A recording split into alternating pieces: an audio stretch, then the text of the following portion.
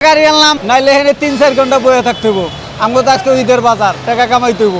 বয়ে থাকলে তো আমগো সময় লস। আমরা খামু কি? ঠিক না? জ্যামে সবাই আইছি, পিছনটা লামাই দিছি জ্যাম দেখা। প্রায় 15-20 মিনিট। মানে এই যে সামনে মোচর আছে, যা সায়দাবাসের মোচরটা আছে, আবার মনে করেন এই যাত্রাবাড়ি খুব কাছে, যার কারণে এই জায়গাটা একটু জ্যাম থাকি। আর বিশেষ করে ঈদের টাইম লোকজন বিভিন্ন জায়গা থেকে আসতেছে, গাড়ি বাড়ছে, যার কারণে এই জ্যামটা। কিছু করার নেই, যে এখন উনি বলতেছে যে দেখা যাক কী হয়। আমি বলতেছি 8 মিনিট লাগবে হাইটে যেতে, 7-8 মিনিট। এখন আপনি যদি গাড়িতে যান তাহলে আমি যাইতে বাধ্য, কারণ আপনি অ্যাপে আসছেন। হ্যাঁ, আর আপনি যদি হেঁটে যান তাহলে এটা আপনার ইচ্ছা। কারণ উনি দাঁড়াই আছে, কিছু বলে নেই, বললে হয়তো আমি এটা করবো। হ্যাঁ ভাইয়া আসেন, ভাইয়া গাড়ি।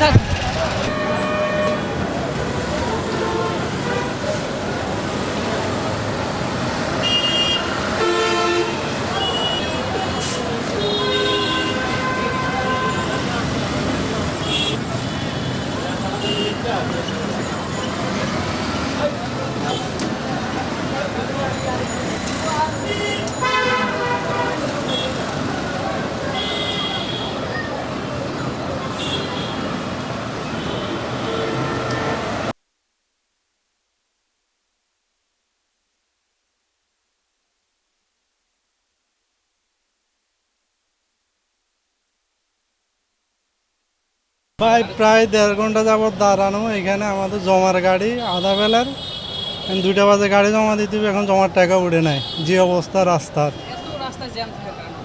সেটা তো আর আমরা বলতে পারি না, সেটা বলতে পারবে পুলিশ কি কারণে রাস্তায়। ঈদের কারণে আবার বড় বড় গাড়িগুলো অথচ রাস্তায় দাঁড়ায়, আপনার এখানে ভাড়া পেশেন্টার তুলতেছে, এই কারণে যায়।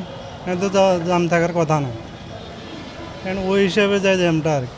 আমার একটা ধারণা, এখন বাকিটা তো আমরা জানি না, পুলিশ বলতে পারবে আর আপনারা বলতে পারেন।